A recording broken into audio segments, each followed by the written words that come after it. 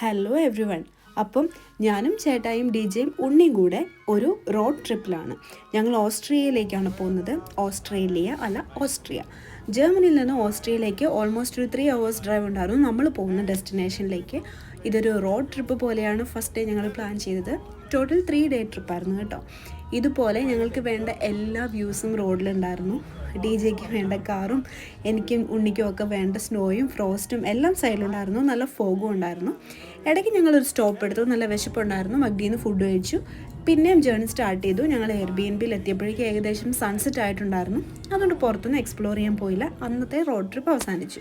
Sunset ആയതുകൊണ്ട് തന്നെ ഞങ്ങൾ വീട്ടിലിരുന്ന് റമ്മിയൊക്കെ കളിച്ചു. അതിനുശേഷം ഡിന്നർ കഴിച്ചു.